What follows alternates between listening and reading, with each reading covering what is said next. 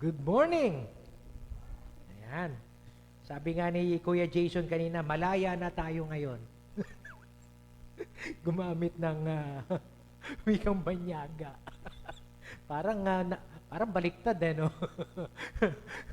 Parang nung tayo gumagamit ng Tagalog hindi tayo malaya. Dahil nga po nasanay na tayo Gumamit ng, hello, ng, English ba? Sanay na tayo na gumamit ng English at hindi na maalis yun. Kahit sa bate, no? Good morning. Yan. Hindi tayo sanay ng magandang umaga. Anyway, sabi nga ni Kuya Jason, ilang buwan na lang, Pasko na naman. Kaya talagang sumilip na. Yeah? Sumilip na. Nagpakita na si Jo Marichan. At naging ano na po yun, naging icon, naging palatandaan ang pagpasok ng Christmas season. Dito lang naman sa Pilipinas yun. Dahil ang Pilipino daw ang siyang pinakamahabang magdiwang ng Kapaskuhan. Kasi September pa lang sinisimulan na natin hanggang sa mga susunod na buwan. At kuminsan tinatanggal natin yung mga decorations, Christmas decorations natin after nung tinatawag nilang Three Kings. Yeah, January 6 daw yata. At kuminsan baka pinapaabot pa ng February 14 yun. Anyway, tayo po ay magpapatuloy ng ating pag-aaral at salamat po sa kabila po ng maulan ay marami po ang dumalo pa rin ang gawain natin. Nax. parang marami talaga no. Pero natutuwa po ako na kanina pong magsisimula tayo ay kakaunti lang po talaga, kaya nagbibiro ako sa kanila Alam niyo talagang ganyan. Pag tag-ulan kasi ang mga Christians asin ng sanlibutan, kaya natutunaw sila pagka ganitong ulan. Pero salamat sa Panginoon at tayo po ay dumami. At salamat din po sa lahat ng mga sumusubaybay dyan sa atin online. Okay? Karamihan ng mga kapatiran natin ay nasa pangarap, katulad ni Julie, ni Milet, ni Tessie, ni Pau, yan, at saka ni Kathy. Lahat daw sila ay nanonood. Sana po tapusin nyo talaga at sana po kumari lang po, wag nyo sasabayan ng paglalaba o ng pagluluto. Dahil pagka meron pong natalsikan ng mantika dyan, hindi nyo masusubaybayan yung tinuturo. Salamat din po kay Kuya Bien na nasa Laguna. Kasama po natin sila na nanonood. At pati po si Ate Weng Buanda na nasa Singapore po. Muli, Ate Weng, pakikiramay po. Pumanaw na po yung kanyang daddy. At of course, si Ate Vicky, yan, si States. At maging yung aking hipag, si Ate Alice. Welcome po sa ating pong gawain ng Servants of Christ Christian Community. At maging si Joy na nasa States din. Salamat Joy sa patuloy mong pagsubaybay dito. At maging si Tita Ching na nasa San Mateo. Yan. Salamat na. Butin lang, may backup ako lagi. Nakakalimot na si Pastor Okay? At si Ate Tess Galvez. Yan. At meron din po tayong nanunood dito sa Ciudad Real, si Ate Lu.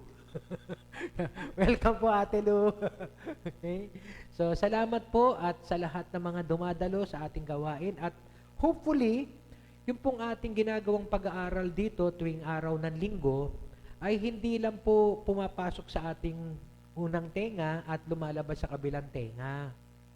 Ang pinakalayunin po natin dito sa ating pag-aaral ng salita ng Diyos ay hindi lang to increase our knowledge. Nung araw nung nagba-Bible study kami, nung nagsisimula po dito at wala pa tayong gawain na lingguhan, yun ang lagi kong sinasabi every time we conduct Bible studies. We study the Word of God not only to increase our knowledge, but more so to transform our lives. Para mabago po ang ating mga buhay sa pamagitan po ng salita ng Diyos. sa pamagitan ng kanyang kapangyarihan na pakikilusin natin sa ating mga buhay. Kaya meron din po tayong responsibility doon. Okay? Kung pahihintulutan natin ng Diyos, kumilos sa ating buhay. Kasi maaaring meron pong magsasabi, ang tagal na ako nakikinig, ang tagal ko nang gustong magbago, pero ba't ako hindi binabago ng Diyos? Oops. Meron po tayong responsibility doon. Meron po tayong human responsibility. Okay? So, ginagawa po ng Diyos ang kanyang tungkulin. Dapat gawin din naman natin ang ating tungkulin. Huwag nating sisihin ng Diyos na hindi nababago buhay natin dahil hindi niya tayo binabago. Tayo po ay kasama doon sa pagbabago at yung kanyang responsibility ay ihatid sa atin ang mensahe niya. Kung ano ang kanyang gusto, kung ano ang kanyang kalooban. Nasa atin ngayon kung susundin natin yon. At tamang-tama, yun po ang ating pag-aaralan ngayong umagang ito. Sige po, mananalangin po muli tayo ng panalangin itinuro ng ating Panginoon sa Mateo Kabanata 6, talata na, hanggang ngayon Tagalog pa rin. No? Matthew chapter 6, 9 to 13. Di ba mas madaling sabihin? Kaysa sa Mateo Kabanata 6, talatang 9 hanggang 13. Ayan, tumayo po tayo lahat. Ayan. At muli, no, itaas po natin ang ating mga kamay, buksan natin ito at taimtim natin itong ipanalangin, ang Ama namin.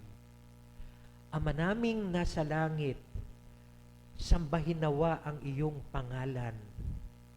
Dumating nawa ang iyong kaharian. Masunod nawa ang iyong kalooban dito sa lupa tulad ng sa langit. Bigyan mo kami ng aming pagkain sa araw-araw at patawarin mo kami sa aming mga kasalanan tulad ng pagpapatawad namin sa mga nagkakasala sa amin. At huwag mo kaming hayaang matukso, kundi iligtas mo kami sa masama.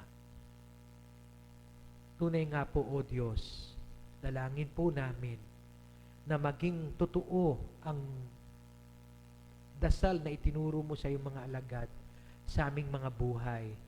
Na ito rin nga nawa, Panginoon, ang maging hangarin namin sa aming mga puso, na maisakatuparan namin ang iyong tinurong panalangin sa aming mga puso, sa aming mga buhay. Kaya naman, Panginoon, sa aming pong pag-aaral ngayong umaga, tulutan mo ang iyong banal na Espiritu. Ang kapangyarihan nito ang siyang kumilos sa aming mga isipan, puso at buhay upang kami ay mabago. Hindi lang mapakinggan ang salita mo. Bigyan mo rin kami ng kakayahan, Panginoon, na masunod nga po namin ang kalooban mo. Salamat po, O Diyos, sa iyo po ang papuri, parangal luwalhati, sa pangalan ni Jesus. Amen. Amen. Maaari na po tayo makaupo. Ay, yung mga Sunday schoolers ba natin? Okay? Ayan. Tinatawag na kayo ni Kuya Jason. Ayan.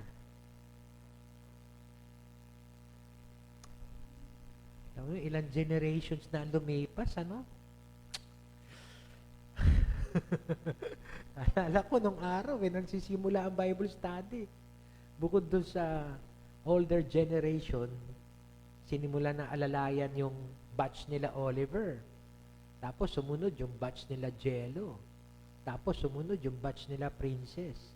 Tapos ngayon, batch na ng mga apo ko. Nila Sky, Purihin ng Panginoon, nawa ay patuloy na isustain ng Lord ang bawat generations, lalo po dito sa members ng Servants of Christ Christian Community. Dalangin po natin yon. Mapanatili ang bawat generation, sa bawat generation, yung pananampalatayang Kristiyano. At kasama po doon sa ating pananampalatayang Kristiyano ay yung pag-aaral po ng kanyang mga salita. Hindi lang po yung pagsamba. Okay? Kasama din po yung pag-aaral ng kanyang mga salita upang alam po natin kung ano ang kanyang kalooban para sa atin. Okay?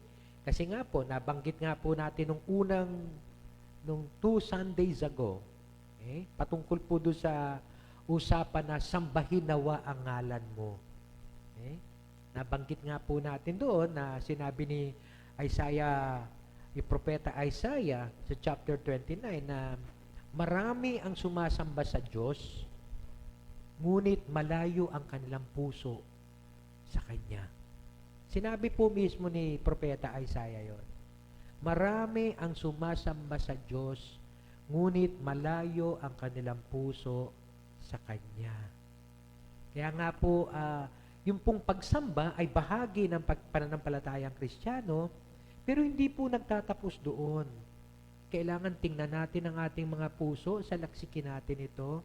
Tunay nga ba na ako'y sumasamba sa aking puso o sumasamba lang sa aking nguso?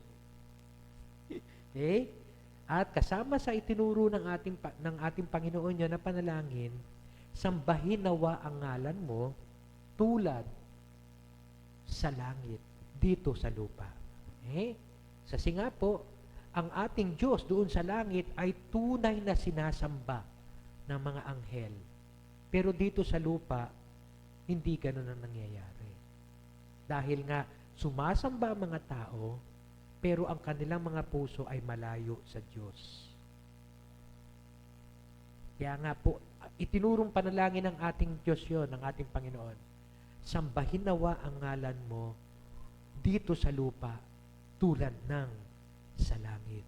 Tapos nung nakaraang linggo, kasama na pinag-aralan din natin yon. Okay? Yung paghahari ng Diyos sa ating mga buhay. Yung pagpapasakop natin sa kanyang pagkahari. Yung mauwi sa doktrina Kristiyana, no? Mauwi ang pagkahari mo sa amin dito sa lupa tulad ng sa langit. Dahil sa langit, ang Diyos ay talagang nagahari. Pero dito sa lupa, nako, mukhang merong isang naghahari-harian, ano? Ang kaaway, ang dyablo. Yun ang naghahari-harian, imbis na ang Diyos. Kaya kasama sa panalangin, mapasa amin ang kaharian mo dito sa lupa, tulad ng sa langit. Dahil sa langit, siya ang naghahari, pero dito sa lupa, ay nako, marami ang iba't ibang Lord. Diba? May drug lord, gambling lord, at kung ano-ano pang klaseng Lord. Pero doon, iisa lang ang Lord. Kaya dito, kasama sa panalangin natin yon, Lord, maghari ka dito sa amin, dito sa lupa. Okay? So kaya nga, dito ko po na-appreciate sa pag-aaral ko nitong huli, na hindi lang pala ito adoration. Okay? Yung first part of the Lord's Prayer is not simply an adoration. Kasi nung araw, yun ang itinuro isang pagsamba. Sambahin mo muna ang Diyos bago ka manalangin. Part na to ng prayer o ng request o ng supplication o ng kahilingan. Kahilingan na ito na itinuro sa atin. Kaya nga po, paano natin mapapasakop ang ating mga buhay sa paghahari ng Diyos? Kailangan isulong din natin. Yon, ang paghahari niya dito sa lugar natin. Sa kung saan tayo tinawag ng Diyos, isulong natin yung kaharian niya, yung paghahari niya, yung kanyang katuwiran.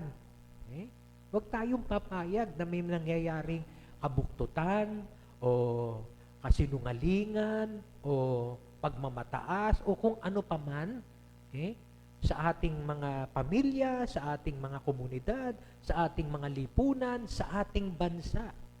Kaya dito po, nakita ko pong kahalagahan na dapat ang mga mananampalataya ay meron po, we do need to stand for the truth, for justice, for righteousness.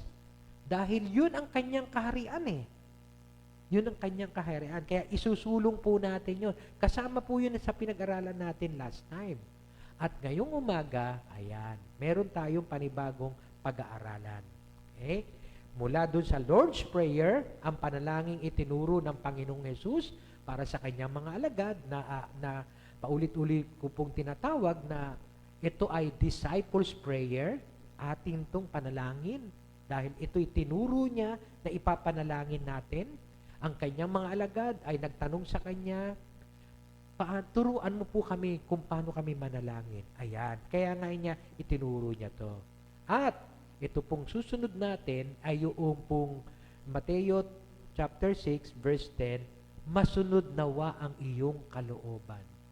Sambahin ang ngalan mo, mapasa amin ang kaharian mo, masunod nawa ang kalooban mo. O sa official liturgical version, sa Catholic version, sundin ang loob mo. Yan, di ba? Yan ang mas madalas nating marinig noong araw, ano? Pero biblically speaking, doon sa rendition ni Mateo at saka ni Lucas, masunod nawa ang iyong kalooban. At sa doktrina Kristiyana, ipasunod mo ang loob mo. Ito po ang mas nauna na translation, no? Mula po doon sa original Greek. Okay? Ipasunod mo ang loob mo. Okay? So kung titingnan po natin, yung pong basa doon po sa Ama namin nasa langit ka, sambahin ang ngalan mo dito sa lupa para nang sa langit. Prayer po yun. Hindi po yun adoration. Isang kahilingan, Lord, sambahin ang ngalan mo dito sa lupa, tulad dyan sa langit. Mapasa amin ang kaharian mo dito sa lupa para nang sa langit. At Panginoon, kasama sa prayer to, sundin ang loob mo dito sa lupa para nang sa langit. Okay?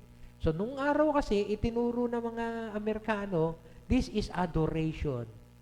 Pero kung pag-aaralan pala natin ang lubusan, yung prayer, this is part of the request o supplication. Kahilingan na to mismo, Panginoon, your will be done. Sundin ang loob mo dito sa lupa para nang sa langit. Kasi ang will ni Lord, doon sa langit, nasusunod. Pero dito sa lupa, hindi. Kaya nga dapat kasama sa panalangin natin, Panginoon, nawa yung kalooban mo masunod din dito sa lupa, tulad dyan sa langit. Kaya nga po ito ay panalangin. Okay? Di ba parang halimbawa yung anak natin, pasaway. Pagkatapos tayo magre-request, anak, sana sundin mo naman si daddy. Sundin mo naman si daddy. Di ba parang nagmamakaawa tayo doon sa anak natin. Baliktad no? Pero ganun ang kadalasan nangyayari ngayon sa mga sitwasyon, no? Yung mga magulang ang siyang nagmamakaawa sa mga anak na masunod. Ganun din naman na ito ay isang request sa ating Diyos naman. Lord, nawa masunod ang kalooban mo dito sa lupa tulad ng sa langit. Sabi po ni Lasqueti Reyes, author po ng Loob and Kapwa na article, ano? The kalooban of God, hindi ko po binago yun. Hindi po nakalagay na the will of God. Talagang the kalooban of God ang nakasulat sa kanya. The kalooban of God, therefore, is God's innermost desire, purpose, and intention which God allows to be shared with human beings. Kung ano ang innermost desire ng Diyos, yung kanyang purpose, yung kanyang intention, gusto niyang Diyos na masunod dito sa lupa. Pahintulutan na ito ay maibahagi at ito ay magawa natin. Okay? To be shared with human beings. Dahil nga po ang nangyayari, ang kalooban ng tao ang siyang nasusunod dito sa lupa. Kaya nga po, ito po isang prayer request. Lord, masunod nawa ang kalooban mo. Bakit? Dito sa lupa, kalooban ng tao ang nasusunod. Yung innermost desire natin, yung gusto natin, yung intention natin, yung purpose natin, yun lang ang gustong masunod. Instead na ang purpose, intention, or desire of God. Yeah, yun po yung tinatawag na God's will.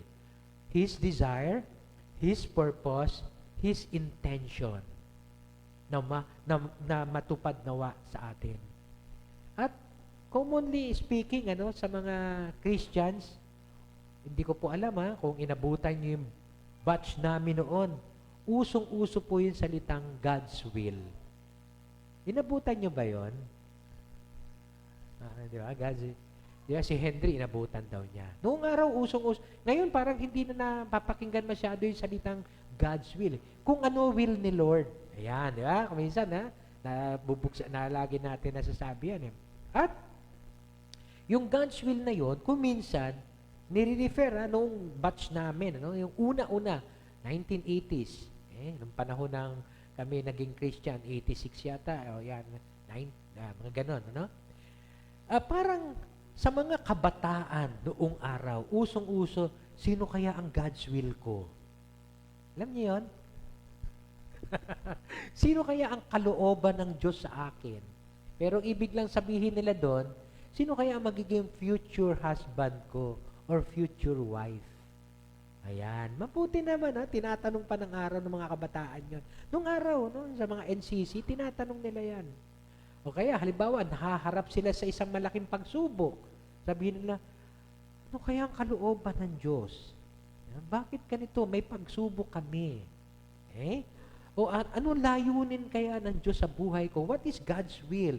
Ano kaya ang gusto ng Diyos na maging trabaho ko? Ano ang career? Okay? Ano kaya ang business na dapat kong itayo? Ano kaya ang God's will? Ano kaya ang kalooban? Noong araw, ganon. Okay? Nung nagsimula ang Christian faith dito sa Pilipinas, nung nag-boom, halos lahat, masasabi mo, nagtatanong sila, what is God's will? Masunod nawa ang kalooban mo. Kasi ngayon, hindi na masyado di ba, na parang na pabanggit itong mga to. Pag sinabi po natin kalooban, okay? Ano po ang nasa isip natin? Puso. Yan. Pag nasinabing kalooban, ano ang nasa loob ng isang tao? Of course, yung puso na yon, hindi lang yun yung tinatawag nating literal na puso. Okay? Kundi more of purpose, desire, intention. Nalala ko tuloy dun sa Matthew chapter 7, verse 15. May binanggit po doon na yung mga propeta, false prophets, mag-ingat daw tayo, sabi ng Panginoon. Kasi sa labas ay para silang mga maaamong tupa. They come to you in sheep's clothing. Parang maamong tupa, hindi makabasag pinggan. Pagkausap natin, malumanay magsalita. But, sabi ni Jesus, inwardly, they are ferocious wolves. Sa labas, mukhang maamong tupa. Kasi nakadamit tupa. Pero ang kalooban pala ay mga lobo, wolves, na handang sumakmal sa'yo. Okay? Okay lang sana kung sakmaling kang harap-harapan kung kailan nakatalikod ka na kasi pagkaharap mo, maamong tupa.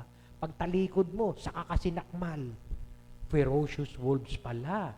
Mag-ingat daw tayo. So ano yung totoo dun sa false prophets na yon? Yung maamong tupa o yung ferocious wolves na nasa loob? Ayan. Kaya makikita natin kung ano ang kalooban ng isang tao, siya yon. Yun ang totoong siya.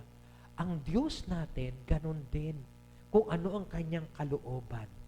Nabanggit din sa Matthew 23 na sinasabi doon yung mga Pharisees of the law, mga Pharisees at saka mga may alam sa batas.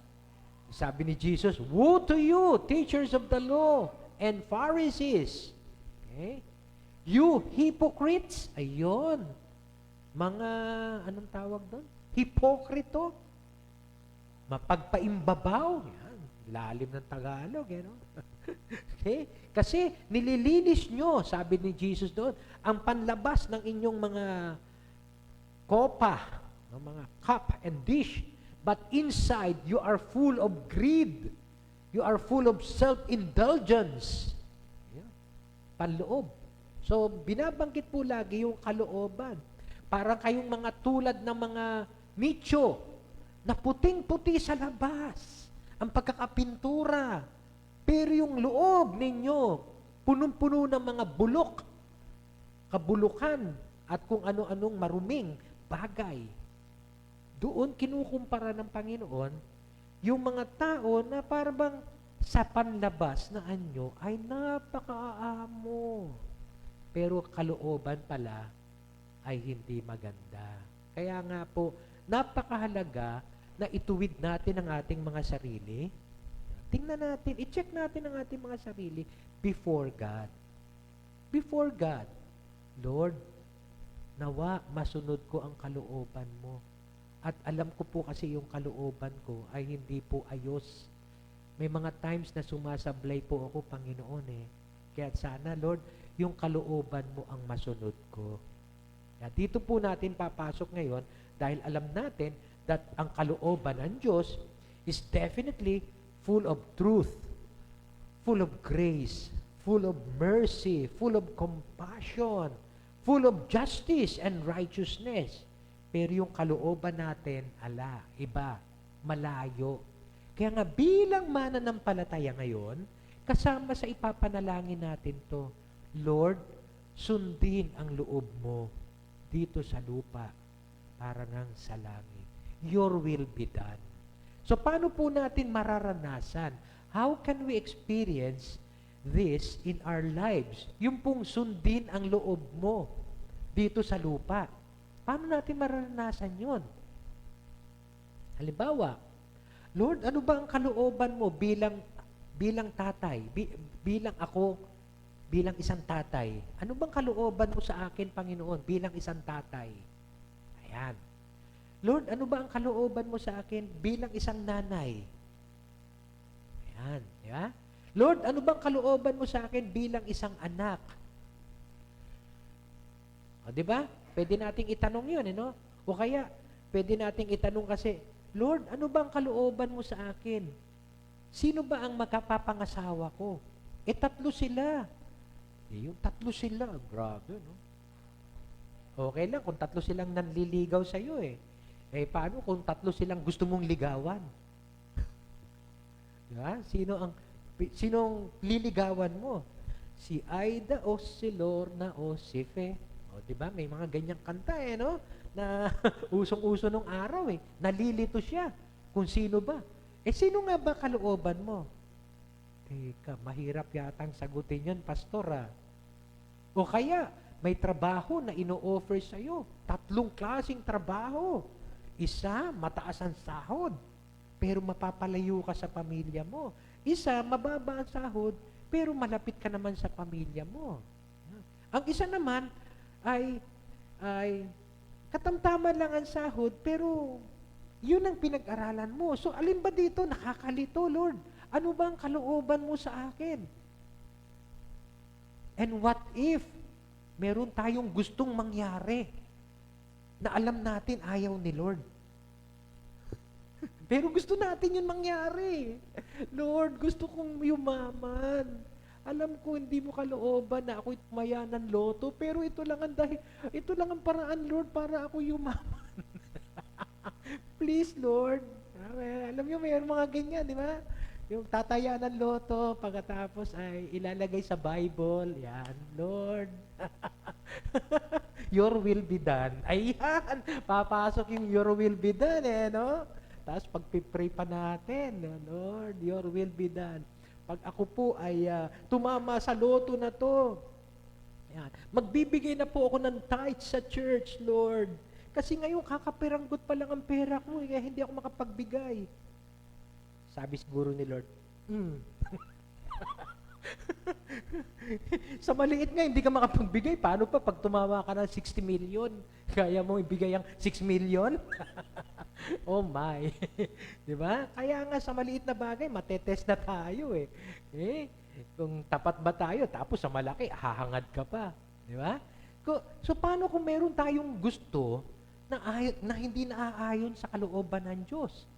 So 3 po nakita ko dito ng paghahanap natin na masunod ang kalooban niya sa ating buhay Ang una, at sinasabi dito, para maranasan natin tong sundin ang loob mo, dito sa lupa, tulad ng sa langit, kung ito ay revealed sa salita ng Diyos?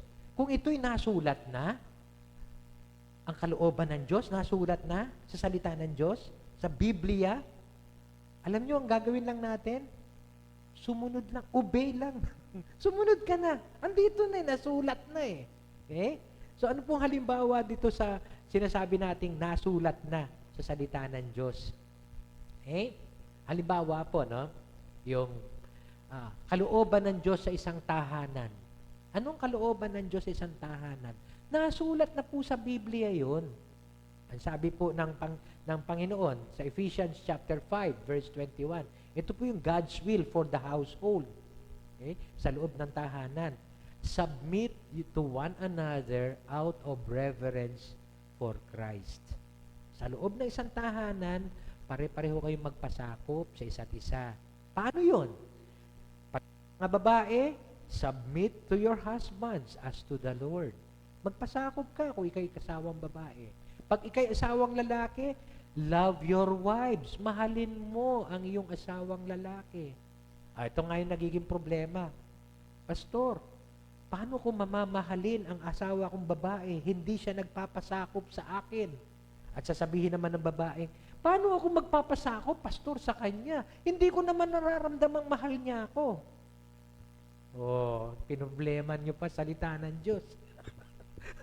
Di ba? Parang ano lang eh. Ano ba nauna? Itlog o manok? Sino dapat mauna? Yung lalaki o babae? Nagtuturuan eh. Alam niyo po, alam niyo po kung anong sagot ko doon? Sundin mo kung ano yung sinasabi ng salita ng Diyos. Yun lang will niya eh. Babae ka, asawa kang babae, magpasakop ka. Hindi nga ako mahal. Anong utos sa'yo? Anong will ni Lord sa'yo? Magpasakop. Whether mahal ka o hindi ng asawa mong lalaki. Yun lang yun. Huwag na natin gawing dahilan na hindi naman niya kasi akong balik. Ngayon, si Lord na hindi ginagawa ng lalaki ang kalooban ni Lord, ayun, siya yung makakatanggap ng judgment. Siya yung makakatanggap ng paghuhukom. Okay? Pero tayo, kung alam na natin ang salita ng Diyos, ang kanyang kalooban, dahil nasulat na dito, gawin na lang natin. Huwag natin gawing dahilan yung kabila. Okay? Parang, halimbawa, hindi niya ako mahal. Yung lalaki, paano kung mamahalin? Pastor, hindi naman nagpapasakop. Ano ba sabi ng salita na, ano ba kalooban ng Diyos sa'yo? Mahalin ko daw. Hindi ko nga kayang mahalin kasi hindi nagpapasakop. Ano ulit ang kalooban ng Diyos sa'yo? Mahalin. Yun, gawin mo yun. Obey. Just simply obey the revealed will of God. Ganun lang yun. Ngayon, yung isang hindi gumagawa, bahala na si Lord sa kanya. Diba? Pero ikaw, na sumusunod sa kalooban niya, you will be blessed. Ganun lang kasimple yun. Now, sa mga tatay daw, ano ang kalooban ng Diyos? Sa mga tatay, fathers, do not provoke your children to anger. Huwag nyo silang gagalitin. Huwag nyo silang aasarin. Or kahit na anong bagay na makakapag-provoke sa kanila para sila'y magalit. Rather, bring them up in the training and instruction of the Lord. Turuan nyo sila. Kayo ang magdisiplina, kayo ang magsanay sa kanila para sila'y lumaki na may pananampalataya sa ating Diyos. Yun ang kalooban ng Diyos para sa mga tatay o sa mga magulang. Pagdating naman sa mga alipin, mga kasambahay, nung araw, slaves ang tawag nila no? Pero siyempre, nagkaroon ng pagbabago na yan, politically correct yung salitang kasambahay. Mga kasambahay, obey your earthly masters with respect and fear and with sincerity of heart, just as you would obey Christ. Yun ang kalooban ng Diyos sa mga kasambahay. At doon naman sa mga amo, anong kalooban? Masters, treat your slaves in the same way. Do not threaten them, since you know that he who is both their master and yours is in heaven, and there is no favoritism with him. Ganun lang kasimple. Alam niyo po, para malaman natin kung ano kalooban ng Diyos, basahin natin ang Biblia. Andito naman lahat ng kalooban ng Diyos. Okay? Sa community natin, ano kalooban ng Diyos? Jeremiah 29, di ba? Verse 4 to 7. This is what the Lord Almighty, the God of Israel, says to all those I carried into exile, from Jerusalem to Babylon. Dinala sila ng Diyos, yung Israel, sa Babylon. Okay? Ano kaya mararamdaman natin kung tayo dinala ng Diyos sa isang lugar na parang, ay nako, alang, kahirap, napakahirap ng sitwasyon namin dito sa Ciudad Real, dito sa Pangarap. Nako, kami ay laging nasasakal, kami naiipit, kami ay... Ayan. Ano kaya ang kalooban ng Diyos? Alam nyo dito napunta sila ng Babylon. Pero anong sabi sa kanila ng Diyos? Build houses and settle down. Plants gardens and eat what they produce. Marry and have sons and daughters. Find wives for your sons and give your daughters in marriage so that they too may have sons and daughters. Increase in number there.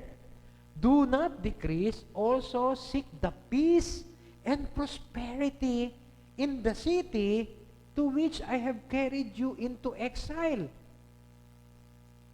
Hanapin din daw natin ang kapayapaan at ang kasaganaan doon sa lugar na yun.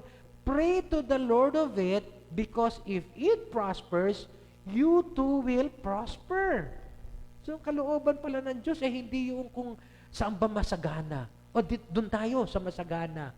Kahit diyan ka, kung diyan ka nilagay ng Diyos, abay ipanalangin mo. Kasi pag yung lugar mo, pinasagana ng Diyos, pati ikaw mananagana. Pero doon sa ibang bansa, pagka nagkaroon ng famine doon, katulad nung nangyari kay kay ano bang pangalan nun? Naomi?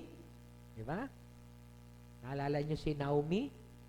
At saka asawa niya, si Elimelech. Taghirap ang Bethlehem. Kaya anong ginawa nila? Lumipat sila ng Moab. Pagdating nila sa Moab, namatay si Elimelech, namatay dalawang anak niyang lalaki, at yung mga in-laws na lang ni Naomi ang naiwan. At yung isa, pinauwi na ni Naomi sa mga Moabites, pero si Ruth ayaw. Kaya anong ginawa ni Ruth? Talagang pinananangan niya, nasasamahan niya si Naomi pabalik doon sa Bethlehem, nung Bethlehem ay muling pinasagana ng Diyos. Kaya nga po, tingnan natin ang ating mga sarili. Baka kasi nagdi-desire tayo, baka mamaya, dito pala ang kalooban ng Diyos sa atin. Nagdi-desire tayo ng greener pasture, baka lalong maghirap tayo. Hindi ko po sinasabi na ano yun, Ang sinasabi ko lang, seek God's will. Seek the peace and prosperity of the city to which God has carried us. Pray for the Lord of it.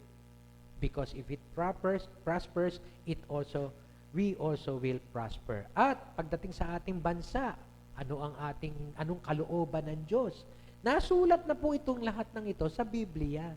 Kaya wala na sana tayong problema Kung babasahin natin ang Biblia, alam na po natin kung ano kalooban niya. His will. Kung ano ang kanyang innermost desire, intention, purpose para sa atin. Sabi po sa Romans 13, verse 1 to 7, everyone must submit himself to the governing authorities. For there is no authority except that which God has established. The authorities that exist have been established by God. Consequently, he who rebels against the authority is rebelling against what God has instituted. And those who do so will bring judgment on themselves. Bakit? Ang Diyos ang nagtalaga Tapos ngayon, magre-rebelde ka. You will bring judgment on yourself. Parang katulad lang sinasabi ko kanina sa husband and wife. Yung lalaki, ayaw mahalin ng babae kasi ayaw magpasakop, you will be bringing judgment to yourself. Ganon din ang babae. Ganon din ang mga anak. Ganon din ang mga tatay. Kaya nga, kung anong kalooban ng Diyos, gusto nyong malaman, basahin po natin ang Biblia. Okay? Kasi meron na pong God's will revealed in the Bible. Rulers hold no terror for those who do right, but for those who do wrong.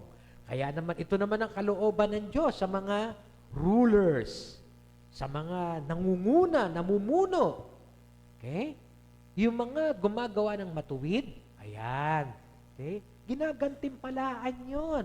Pero yung gumagawa ng masama, ayun, pinaparusahan. Yun ang God's will ni Lord sa mga rulers of the nation. Pagka hindi nila ginawa yan, kabaliktaran ang ginawa nila, ay nako, may kaparusahan dyan. Pagka imbis na nagbibigay ka ng katuwiran, righteousness, justice sa mga nangyayari, tapos ikaw ay magpapairal ng extrajudicial killings, ay nako, mananagot ka sa Diyos dyan. May pananagutan ka sa Diyos. Dapat ay nagahari ay ang iyong katuwiran, honesty, tapos nagkokorap ka, ay nako, may pananagutan yan sa Diyos. At sigurado yan, may paghuhukom ang Diyos dyan. Okay? Kaya nga po, nasulat na ng Biblia kung ano kalooban niya. So do you want to be free from fear of the one in authority? Do what is right, and He will commend you. Okay? Sumunod na talata, for He is God's servant to do you good. Yung mga rulers daw, God's servant to do you good who do good. Okay? Pero kung halimbawa, yung mga God's servant na to ay hindi ginagawa ang mabuti, pinaparusahan ng mabuti, at ginagantimpalaan ng masama, nako, mananagot yan sa Diyos. Okay? But if you do wrong, be afraid. Okay? For He does not bear the sword for nothing. He is God's servant, an agent of wrath to bring punishment on the wrongdoer. Yan. Kaya nga po, kung halimbawang may ginagawa tayong kalokohan sa lipunan, sumusuway tayo sa batas, abay, dapat parusahan din tayo. Kasi kasama sa batas yun. Pero kung tayo gumagawa ng mabuti tapos pinaparusahan tayo, nako, bibigyan sila ng paghuhukom ng Diyos. Kaya nga dapat, tingnan natin ang ating mga sarili at kung ano ang dapat nating ginagawa, masunod natin ang kanyang kalooban. Therefore, it is necessary to submit to authorities not only because of possible punishment, but also because of conscience. This is also why you pay taxes, for the authorities are God's servants who give their full time to governing. Give everyone what you owe him. If you owe taxes, pay taxes. If revenue, revenue. If respect, respect. If honor, honor. Kaya makikita po natin, no? God's will is already revealed in the Word of God. Okay? So, sabi nga ng salita ng Diyos sa John 7 verse 17, if anyone chooses to do God's will, yan, sundin mo na lang ang kalooban ng Diyos. Nasulat naman na Wala ka ng problema Nasulat na ito No? Wala na tayong dapat isipin pa He will find whether my teaching comes from God or whether I speak on my own. Yun ang sabi ni Jesus. Kung nais mo, pipiliin mo, na sundin natin ang salita ng Diyos, ang kanyang kalooban, ay makikita natin na totoo ang kanyang mga salita. Hebrews 13 verse 21, equip you with everything good for doing His will. Alam nyo, ang Diyos din naman na magbibigay sa atin ng kalakasan ng katalinuhan, ng kapangyarihan, para magawa natin ang kanyang kalooban. And He may work in us what is pleasing to Him through Jesus Christ. At makakapakilo siya sa ating mga puso. Kaya nga po, nasa atin din po ulit yun. Pahihintulutan ba natin ang Diyos na malaman na kumilo siya sa ating mga buhay at masunod nga natin ang kanyang kalooban? Nasa atin din yun. Huwag natin sasabihin na ang Diyos ay siya lang ang may responsibilidad ng pagbabago ng buhay natin. Okay? Parang katulad lang din ng kaligtasan. Pinagkaloob na ng Diyos ang kaligtasan, si Jesus. Nasa tao kung tatanggapin niya yung kaligtasan o hindi. Okay? Parang isang regalo, bibigay ko sa isang may birthday. Kaso ayaw ng may birthday tumanggap ng regalo. Okay? hindi niya matatanggap yung regalo ko. Ganon din ang kaligtasan. Inalok na ng Diyos ang kaligtasan. Yun ang kalooban niya sa atin, na tayo'y maligtas. Kalooban niya yun. Pero tatanggapin ba natin yung kalooban niyang yun? Yung kaligtasan na yun? The same is true. Binigay na niya sa atin ang kanyang kalooban. Nahayag na dito sa Biblia eh. Ang tanong, sinusunod ba natin? Kaya nga, ang prayer natin, Lord, gawin nating prayer to every morning. Lord, sa maghapong ito, masunod ko nawa ang kalooban mo. Lord, masamba nawa kita. Pagharian mo ako, Panginoon, at masunod ko nawa ang kalooban mo sa araw na to. Every day, gawin nating prayer yon.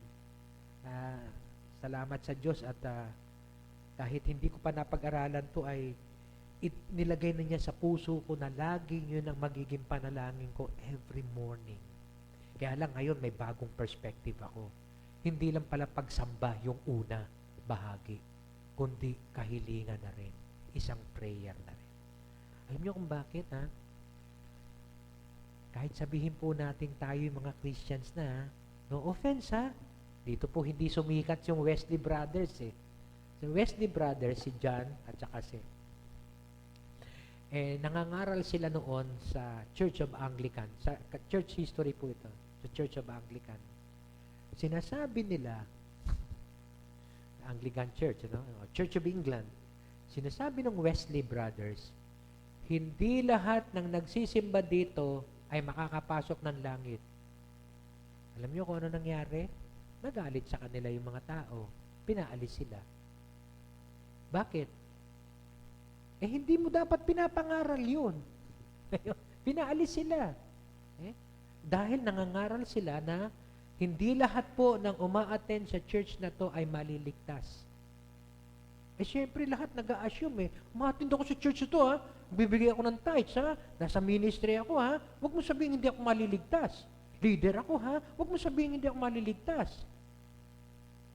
Kaya alam niyo po, yung Wesley Brothers na yung pinalayas. At nagsimula sila na mangaral sa kalsada. Magtatayo lang sila sa isang kahoy para medyo mas mataas sila. Mangangaral na sila. At doon po, marami po ang nakakilala sa Panginoon sa pamagitan ng pananampalataya sa ating Panginoong Yesus. Nagsimula na yung tinatawag na Wesleyan Church. O nung bandang huli, Methodist Church. No? Kaya nga po, sa church history, napakarami pong ganito na sitwasyon. At maging ang ating Panginoong Yesus, nung araw, nung siya'y nangangaral, meron din siyang ganitong mga pangangaral na hindi lahat ay makakapasok sa kaharian ng Diyos. Basahin po natin yung Matthew 7 verse 21 to 23. Ingatan po natin ito, ha. Not everyone who says to me, Lord, Lord, will enter the kingdom of heaven. Sino lang daw? But only he who does the will of my Father who is in heaven. Many will say to me in that day, Lord, Lord, did we not prophesy in your name? Pastor, Panginoon, nangaral ako sa pulpito.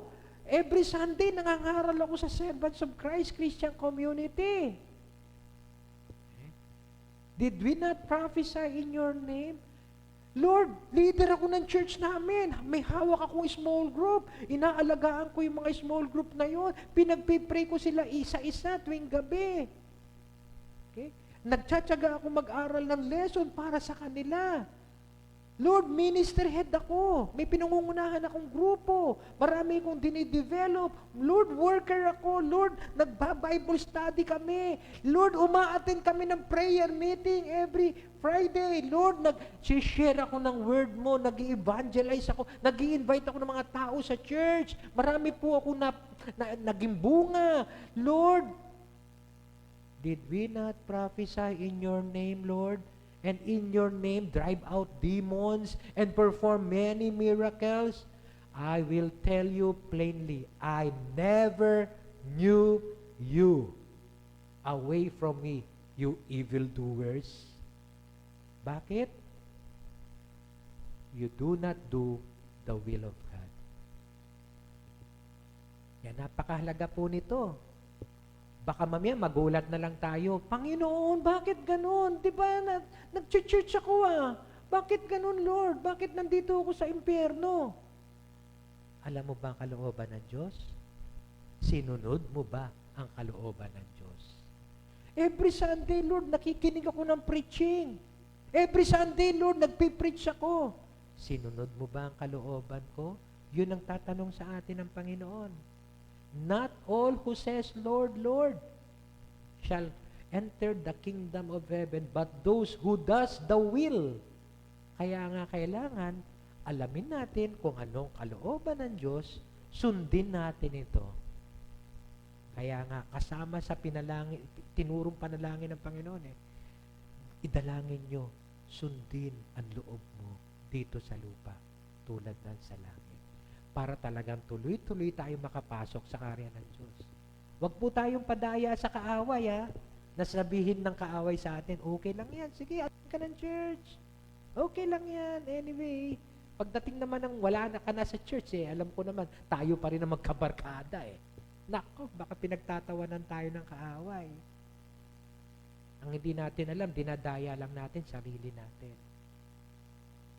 Mag-ingat po tayo dito dahil this is God's will.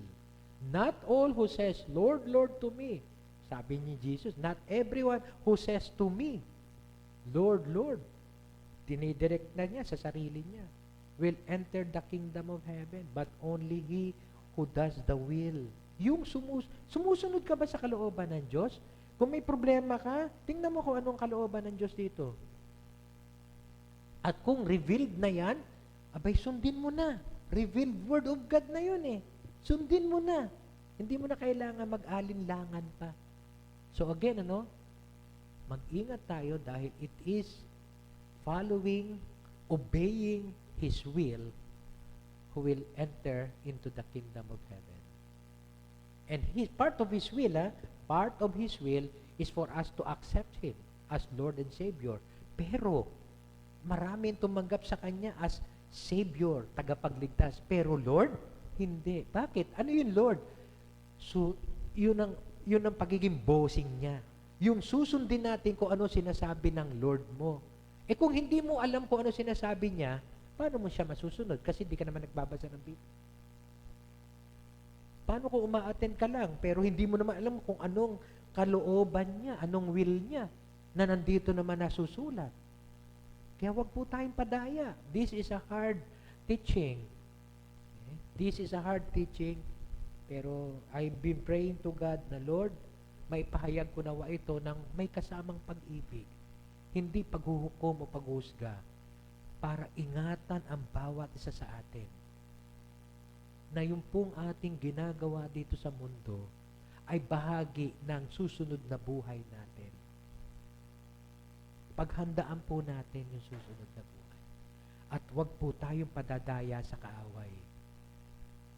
O Lord, sundin nawa ang loob mo dito sa lupa tulad ng sa langit. Masunod nawa natin. Okay? So, pero merong ikalawang bahagi na katulad ng kinikwento ko sa inyo kanina. What if hindi nasusulat sa Biblia ang kalooban niya? Halimbawa, patungkol sa pag-aaral. Lord, ano ba ang dapat kong kunin na kurso? Okay? Nandito ba yun sa Biblia? Parang wala Di ba? Lord, sino po ba ang dapat kong mapangasawa? Andito yung katangian ng mapapangasawa. Pero sino? Wala dito. Lord, saan po ba ako dapat pumasok na trabaho? Nandito ba sa Biblia yun? Wala di ba? What if? Yun ang isang tanong. Ano ang kalooban niya para sa atin sa mga areas na ganito? Alam niyo po, meron po akong isang kaklase dati sa engineering. Sa Mapua, no? Solid Catholic pa ako noon, no? Okay. Pero nai-invite ako sa mga Bible study at ina-accommodate ko po yun. Okay? Meron akong isang barkada na talagang malaki problema niya. Kaya sabi niya, alam mo, pagka umaattend ka ng Bible study, sabi sa amin, medyo magkakaroon ka ng peace, comfort. Umattend kami one time ng Bible study. Tapos, sabi nung leader, kaklase din namin, kabatch namin, yung leader sa Bible study. Ang pinag-uusapan nun, God's will. Yun, tama-tama, Kaya magandang topic ka, sabi ko, naalala ko yung sabi. Ganito po nangyari, Tanong nung kaibigan ko, ano sa palagay nyo God's will sa akin ni Lord? Kasi, gusto ng nanay ko, at saka gusto ko rin, engineering ang kunin. Kasi syempre, di ba, pag engineering, alam naman natin, malaki ang kita. Pero aaminin ko sa inyo yung totoo, sabi niya. Bagsak ako sa algebra nung first sem. Retake ako. Okay? Pagkatapos, yung sumunod, trigo. Bumagsak na naman ako. Syempre, retake ako. Tapos yung sumunod, anadjom. So parang napansin ko, puro yata math ang binabagsakan nito. Puro math, Analytic geometry. Paano na pagka nag-higher years na kami? Yun na, kasi lang kami na second year, Paano na pag nag-higher year kami? Kasi may integral calculus na doon, differential calculus, differential equation. Mas mababigat pa yun kesa sa algebra, sa analytic geometry, tsaka sa trigonometry. Paano na yun? Lalo na nung alam niyo, may isang chemical engineering subject, Stoichiometry. Chemical engineering, kasi po kami mga IE, meron kami lahat ng subjects, major subjects ng mga bawat courses. Chemical engineering, stoichiometry. Grabe, ang hirap. Pag-graduate na ako noon, kinakabahan ako, baka hindi pa ako makagraduate dahil baka maibagsak ko pa yun. Sa akin yun, Pero yung isang kaibigan namin na dumating kami sa Bible study, nagsisimula pa lang kami, mag-second year pa lang kami, binagsakan na niya 3 . Paano pa yung higher years? Kaya tinatanong niya doon sa Bible study leader, ano ba talaga God's will sa akin? God's will ba talaga na makapagtapos ako ng engineering? O mag-shift na lang ako ng course? Hindi ba magandang tanong yun? Magandang tanong yun, Napaisip din ako noon, pero alam nyo, hindi ako maka-relate doon sa pinag-uusapan nila kasi hindi ko nga alam nung araw pa yun kasi nga, hindi pa naman ako Christian noon, Basta ako nakikinig-kinig lang. Okay? So, parang nakita ko, oo nga, napakahirap nga namang isipin. Ano nga ba talaga God's will pagdating doon sa area na yon? Na lagi siyang bumabagsak. Talaga ba? Kasi katulad nito, meron po isang estudyante, dito na, seminary na, professor na ako, na nagtanong sa akin, Sir, pwede po bang magpa-counsel? Sabi ko, bakit naman? Ay, sige, bakit naman? Kasi po, yung nanay ko po, siyempre, gusto niya mag-engineering ako, tsaka yung tatay ko. Pero yung pastor namin, gusto niya mag-missionary ako. Kaya nandito po ako sa Bible school. Tinanong ko sa kanya, ikaw, ano ba gusto mo maging? Gusto ko po talaga sana maging teacher Diba? Problema, Sino ang masusunod sa kalooban? Tatay o nanay, dahil sila ang nakakaalam kung ano makakabuti daw sa anak. Dahil anak, kikita ka ng malaki dyan sa engineering o sa nursing, kaya yan ang kunin mo. Kung hindi mo naman linya, kung magkakabagsak-bagsak ka naman, paano ka magiging isang engineer? Kung babagsak-bagsak ka naman din. Kung pagkakita mo ng dugo, hinihimatay ka na. Paano ka magiging isang nurse? Okay? Alam mo kung minsan yun ang nasusunod, yung kalooban ng magulang Will ng magulang. Or, will ni pastor, Grabe, meron pong ganun ng mga churches. Ipadadala ng church para mag-aral sa Bible school, para lang sa ganun, maging missionary. Wow.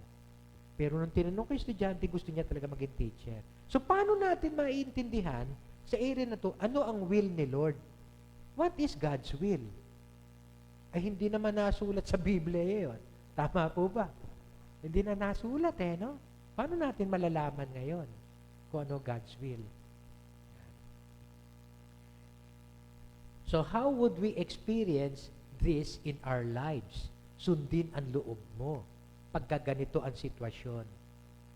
I suggest we must discern and understand when God's will is seemingly silent. Pagka God's will is revealed, we have nothing to do but to obey.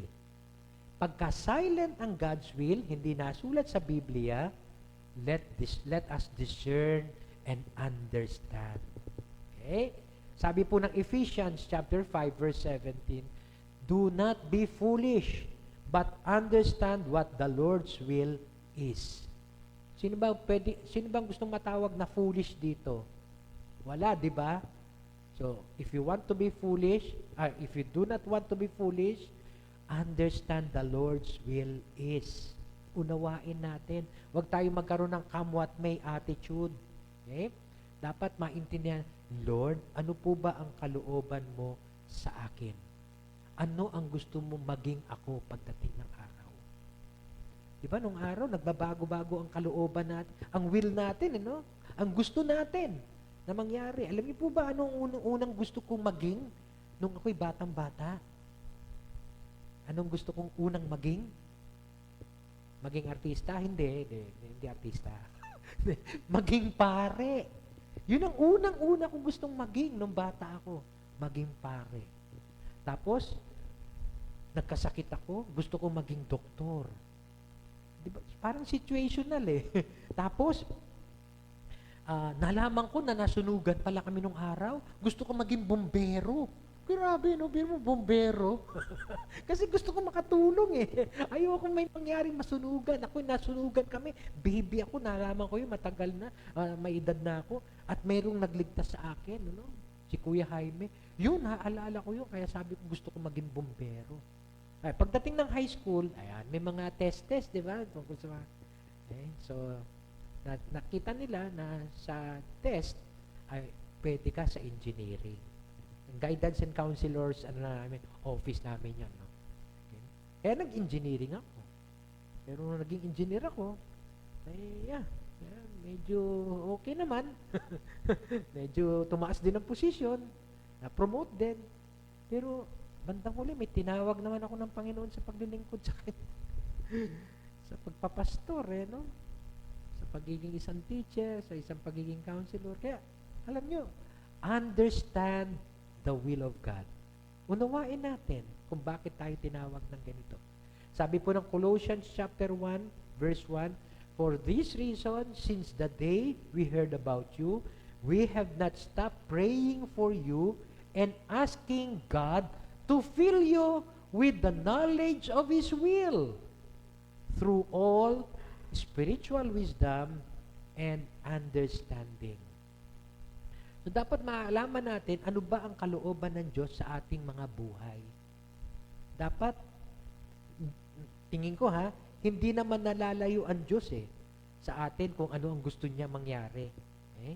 I mean, parang sinasabi ng Panginoon na kung ito ka, pwede naman dito ka Halimbawa po, no? Pagdating sa pagtatrabaho o pagdating sa pag-aaral na hindi natin alam kung ano kalooban ng Diyos. We could be filled with the knowledge of His will through spiritual wisdom and understanding. Uunawain po natin kung anong kalooban ng Diyos. Part doon is yung also knowing ourselves. Kilalanin din natin kung anong sarili natin. Ano ba ang binigay na talent sa atin ng Diyos? Ano ba ang binigay na strength ng Diyos sa atin? Kasi I do believe God will also work through us, through the talents, the skills, the personalities, the weaknesses, even the weaknesses that we have. Halimbawa, personality mo, outgoing ka, o determined ka, or calm ka lang, or gusto mo, tahimik ka lang, introvert, ayan. Ano sa palagay mo dapat mo maging trabaho? Kung extrovert ka naman, anong dapat mo maging trabaho? Kasi kung ikaw introvert, pagkatapos ang pupuntahan mong trabaho, may expose sa mga tao, naku, mauubos ang energy mo doon. Kaya I do believe God is also giving us the wisdom, the understanding, the discernment to know His will. kung ano ang babagay sa ating mga interest. Ano ba interest natin? Nasa creative side ba tayo o nasa analytical side? I mean, left-brainer ba tayo o right-brainer ba tayo? Outdoor ba tayo o active? Or medyo gusto natin scientific, research, o social work? Ano ba mga skills natin? Problem solving ba yan? O may skill ka sa pakikipag-communicate, sa computers, sa pag-organize? So, alamin mo ang iyong strength at doon ka pumasok. Know yourself, discern and understand His will. Ano ang mga values mo at motivations? Kung minsan, ang mga values ng iba ay security, pera. So, mas gusto nila na, okay lang na, mag-abroad. Anyway, secure ng pamilya ko. Pero marami po, dati sa studies, nung nauso yung ganyan, almost 75%, kaya mapalad po yung mga 25% na hindi po nag-break yung family. Pero sa studies noon, nung kausuhan na pinauso ng ating gobyerno na magtrabaho kayo sa labas, magtrabaho para kumita ang Pilipinas. Okay? Pero God's will? And the two shall become one flesh. Okay. Alam nyo po, medyo pag-isipan natin, yung kalooban ng Diyos. Discern and understand God's will. Kasi kung minsan, kalooban na lang natin ang nasusunod Hindi na kalooban ng Diyos. Hindi na nga natin hinahanap kung ano kalooban ng Diyos Hindi na natin tinatanong kung ano kalooban ng Diyos. Lord, what is your will? Basta ito na lang gagawin ko, ito gusto ko, kaya ito gagawin ko. Kaya panalangin natin, Lord, sundin nawa ang loob mo dito sa lupa tulad ng sa langit. Kasi katulad po ng sinasabi ng Romans 12 verses 1 and 2, I urge you, brothers, in view of God's mercy, to offer your bodies as living sacrifices, holy and pleasing to God. This is your spiritual action worship. Listen to this. Do not conform any longer to the patterns of this world, but be ye transformed by the renewing of your mind. Magkaroon ng pagbabago yung ating isipan. Pagka nagkaroon ng pagbabago yung ating isipan, if we will be able to discern and understand God's will, then you will be able to test and approve what God's will is. Doon malalaman kung anong kalooban ng Diyos. His good, pleasing, and perfect will. Kaya nga po, it's a personal encounter with Him. Kung anong kalooban ng Diyos sa bawat isa sa atin, ang makakasagot po niyan ang Diyos, pero sa bawat isa sa atin. Ako minsan may nagtatanong sa akin, yun nga, yung isang estudyante, ano ba palagay niyo ang kalooban ng Diyos sa akin? Sabi ko, pag-usapan natin, upo tayo. So, consider namin lahat ng factors. Pero I do believe to know God's will in times na seemingly the Bible is silent, we must be able to discern and understand His will. Sabi po sa 1 John chapter 5, this is the confidence we have in approaching God, that if we ask anything according to His will, according to His will. Kung minsan kasi mananalangin tayo kung anong kalooban natin. Lord, gusto ko po sana mangyari ito. Sana, Lord, bigyan mo po ako ng tagumpay na makapangyari ito. Bakit hindi natin ipanalangin, Lord, gusto ko po sana mangyari ito, pero in accordance to your will.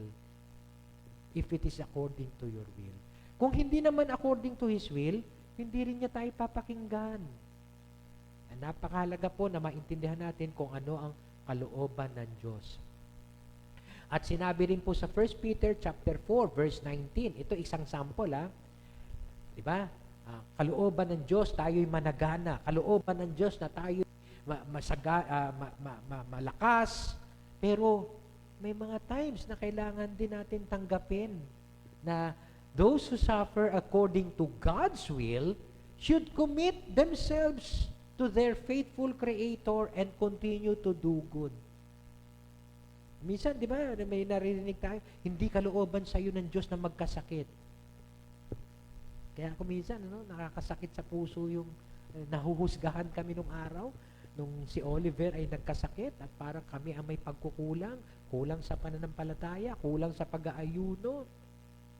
Hindi nila naiintindihan kung anong dinaramdam namin noon, dinadala namin. Ngayon ko naiintindihan na sometimes God allows these things to happen. Okay? At kung meron man tayong kasakitan, sufferings na mangyayari, according to His will, ay dapat magpatuloy tayong mag-commit ng ating sarili sa Kanya, to our faithful Creator, and continue to do good. Si Paul ang isang magandang halimbawa dito, at maging si Job. Sabi nga ni Paul sa 2 Corinthians 12, verse 7 to 9, di ba? To keep me from becoming conceited, there was given me a thorn in my flesh, a messenger of Satan to torment me. Nagkaroon ng tormentor si Paul, messenger of Satan. Ito ang kanyang kalooban ni Paul. 3 times I pleaded with the Lord to take it away from me. But He said to me, my grace is sufficient for you, for my power is made perfect in weakness. So hindi po nawala yung thorn in the flesh ni Paul, pero naranasan ni Paul yung grace ni Lord. Therefore, I will boast the more about my weaknesses so that Christ's power may rest on me. Kaya wag po natin huhusgahan yung ibang tao. Dapat nga ipanalangin natin sila.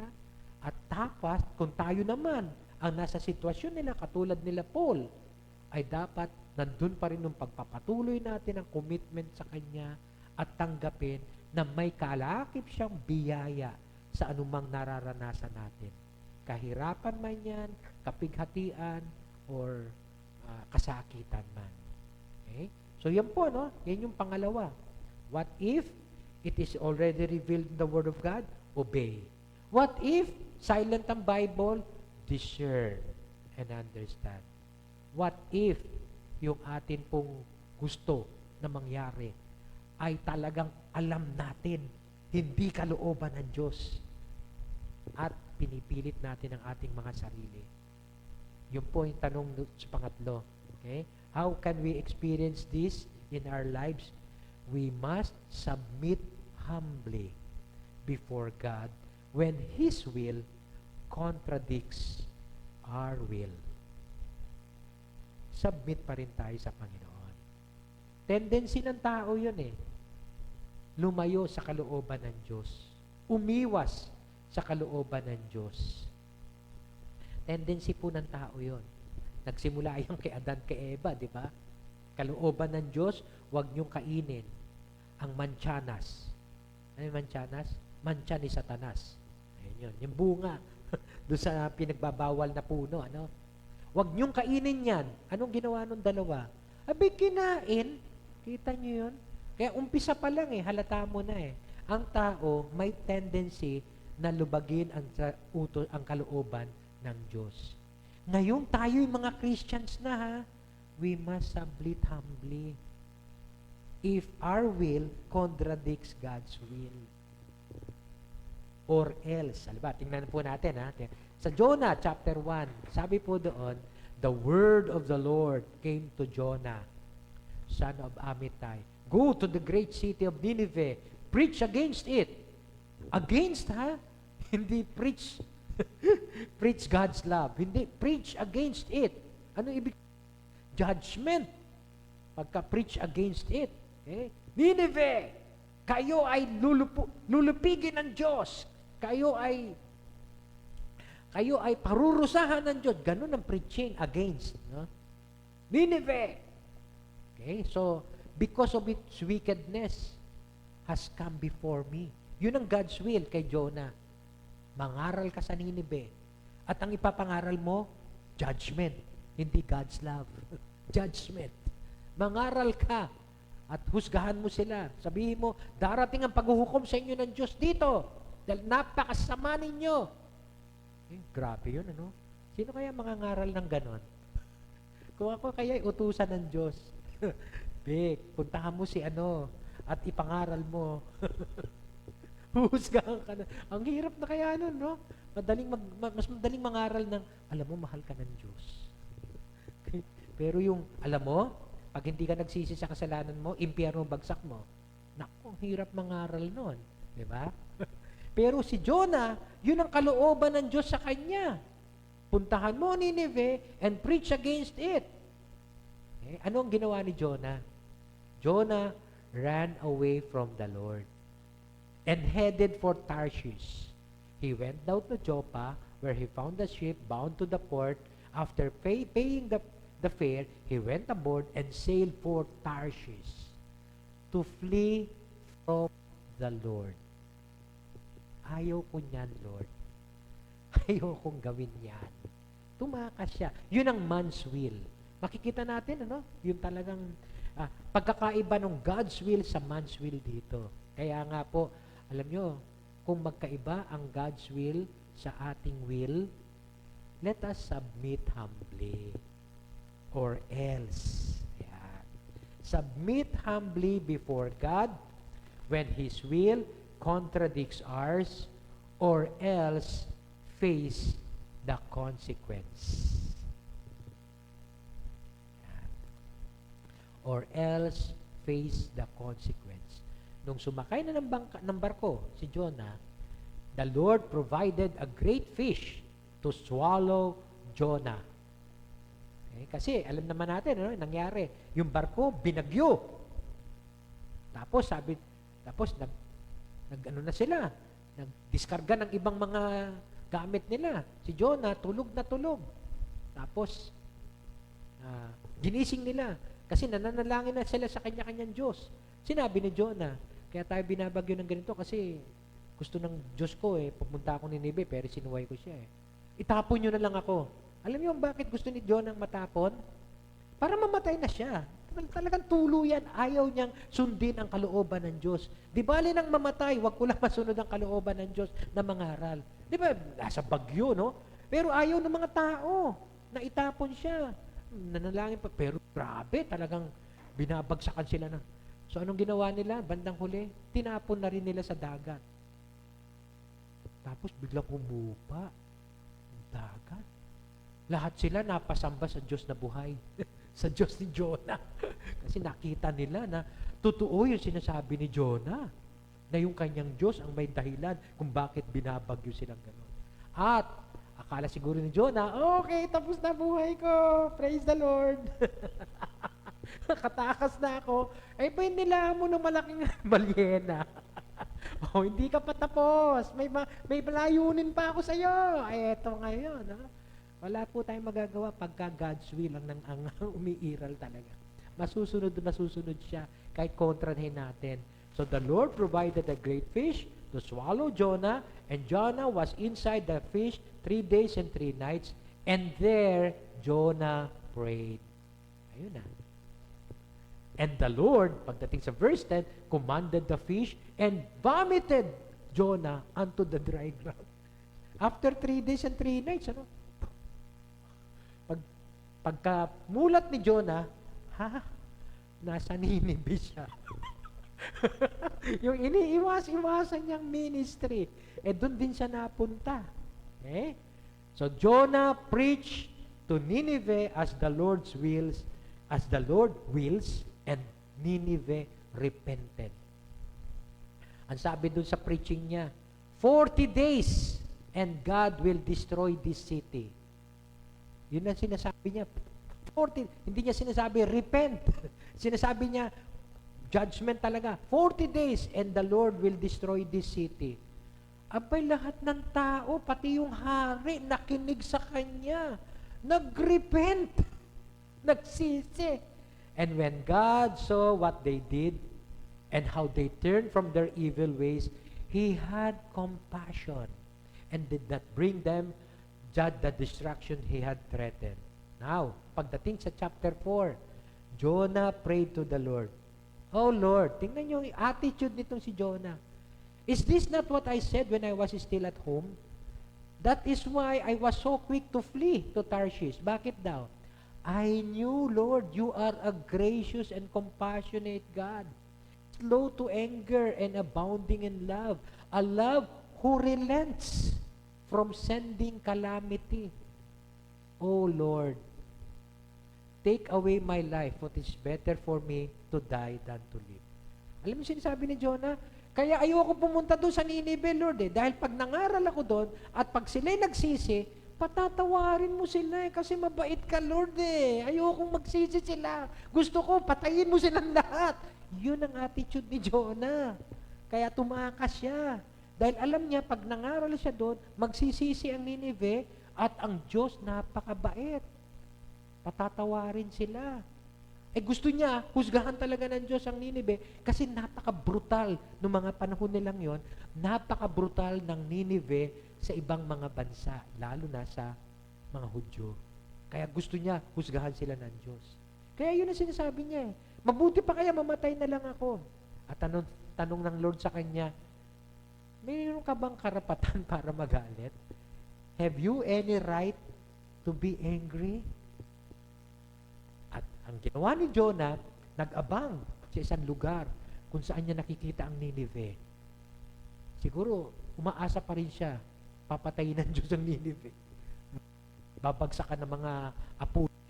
Okay? And the Lord, nag-aabang, the Lord provided a vine and made it grow over Jonah to give shade to his head and ease his discomfort. And Jonah was very happy. Parang nanonood siya, tinitingnan niya, paano kaya? Siguro dapat maging masama ulit sila para husgahan sila ng Diyos. Baka yun pa prayer niya. Tapos nagpatubo ng halaman si Lord para may shade siya. At tuwan-tuwa naman si Jonah na may shade siya.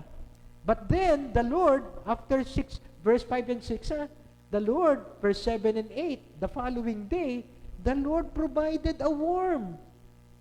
Chewed the vine, and God provided a scorching heat. Galing lahat kay Lord yun, that blazed on Jonah's head, that he grew faint. Halos matayin na siya. And he wanted to die. It would be better for me to die than live. Tapos tinanong ulit siya ni Lord, have you any right to be angry? Sumagot naman si Jonah at naging honest naman si Jonah sa sagot niya. I do. I am angry enough to die. At least, very vocal din siya. But the Lord said, you have been concerned with this vine, though you did not tend it or make it grow? Concerned ka dahil namatay yung puno? And Nineveh has more than 120,000 people. Should I not be concerned also about that great city? Yun, makikita nyo yung grace ni Lord, Napakabuti ng Panginoon. Sa sino man na nagsisisi, Hindi po sinasabi ko sa lahat, Kasi may paghuhukom talaga siya. Mararanasan ng bawat isa ang wrath niya pagka tayo'y suwail o hindi lumalabag sa kalooban niya. Pero kung tayo ay nagsisisi, lumalapit sa Panginoon, sinusunod ang kanyang kalooban, nandun din po ang compassion niya. Okay? Huwag po tayong padadaya sa kaaway, na para bang ang Diyos ay napakabuti, pero hindi niya tinitingnan ang ating mga ginagawang kalokohan. Ay, hindi po ganoon ang Diyos. God is love, but He is also a just God. God of justice. Alam niyo po, mismo ng ating Panginoon nakaranas din ng ganito. Nung siya'y nananalangin na. Alam na ni Jesus, tingnan niyo to, alam na ni Jesus na siya ay naparito para ibigay ang kanyang buhay. Mapapako siya, parurusahan siya, para magkaroon ng kaligtasan ng tao. Pero tingnan niyo po sa Matthew 26. Going a little farther, he fell with his face to the ground and prayed, my Father, if it is possible, may this cup be taken from me. Cup of suffering. Maghihirap siya Okay? Mapaparusahan siya. Nanalangin din si Jesus Kaya nga, si Jesus nakaka-relate sa atin kung tayo'y nahihirapan Nakaka-relate siya kasi naranasan din niya na mahirapan. Pero tingnan nyo, nagbigay siya ng isang mabuting halimbawa sa atin. Yet not as I will, but as you will. Your will be done pa rin. masunod pa rin ang kalooban ng Diyos. Kaya pagdating doon sa later part, sa verse 42, he went away a second time and prayed, Father, kung hindi po posible, ayun, if it is not possible for this cup to be taken away unless I drink it, your will be done. Yun, no? Alam nyo, ang pinakamagandang halimbawa pagdating dito ay ang ating Panginoong Yesus. Sinunod niya kung ano kalooban ng Ama. Ang kalooban ng Ama, sabi sa John chapter 6, I have come down from heaven, not to do my will, but to do the will of Him who sent me. And this is the will of Him who sent me, that I shall lose none of all that He has given me, but raise them up to the last day. For my Father's will is that everyone who looks to the Son and believes in Him shall have eternal life, and I will raise him up at the last day. Yun ang kalooban ng Ama na gustong sinusunod ng ating Panginoon. Maliwanag kay Lord, kay Jesus, kung anong kalooban ng Ama. Ibigay ang kanyang buhay para sa atin. Kaya nga sa Hebrews chapter 10, binanggit niya yun. I have come to do your will, O God. Sana sa atin, ganun din. Sana yun din ang maging prayer natin. Lord, nandito ako to do your will. Sundin ang kalooban mo. Galatians 1, verse 4 to 5, He gave Himself for our sins to rescue us from evil age according to the will of God and Father, to whom be the glory forever and ever. Ginawa ng Panginoon yun para sa atin eh. Sana tayo ganun din. Sundin natin ang kalooban ng Diyos. Okay? Kaya nga, may tatlong bagay, ano? Pagka-revealed Word of God, andun na yung will niya, sundin na lang natin yun. Huwag na tayong magtanong pa. Sumunod na lang tayo. Pagka-silent ang Bible, let us discern and understand. Okay? At ina-acknowledge din naman ng Diyos kung ano meron tayong katangian. At pagka nagko-contradict ang will natin sa will niya, let us submit humbly before Him. Kaya nga as a challenge, yung pong sundin ang loob mo shows that we are allowing God tumapa sa amin ang kaharian mo. Pag sinabi natin, Lord, sundin ko nawa ang loob mo. Parang sinasabi mo na, pagharian mo ako, Panginoon. And ultimately, pagka pinaghaharian tayo ng Panginoon, we will be able to sambahin ang ngalan mo dito sa lupa para nga sa langit. Makikita niyo po, no? Sambahin ang ngalan mo, mapasa amin ang kaharian mo, sundin ang loob mo dito sa lupa para nga sa langit. Pag nasunod natin ang kanyang kalooban, paghaharian tayo ng Diyos. At kung tayo pinaghaharian ng Diyos, tunay na masasamba natin ang kanyang pangalan. Let us not deceive ourselves, saying we worship Him, yet we do not do His will in our lives. Yun po ang katibayan na tunay na sinasamba natin ang Diyos kung sinusunod natin ang kanyang kalooban. Manalangin po tayo. O Lord,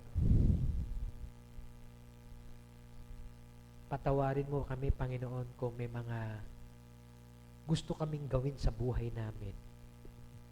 Yung kalooban namin ang nasusunod kaysa sa kalooban mo. Patawarin mo kami, Panginoon, kung hindi po namin hinahanap, kung hindi po namin inuunawa ang kalooban mo. Higit sa lahat, Lord, patawarin mo kami kung sinusuway namin ang kalooban mo na nasulat na sa Biblia. Patawarin mo po kami, Panginoon. At tunay nga po, Panginoon, maging buhay sa amin itong panalangin na to na masunod namin ang kalooban mo dito sa lupa tulad ng sa langit. Nawa, O Diyos, sa pagsunod namin sa kalooban mo, maranasan namin ang paghahari mo. At tunay na masasabi namin sa aming mga sarili, ikaw ay sinasamba namin. Salamat po, O Diyos, sa pagtuturo mo sa amin ng iyong banal na Espiritu upang lubusan naming maunawaan ang panalangin na tinuro mo sa iyong mga alagad. Purihin ka, O Diyos. Purihin ka, Panginoon.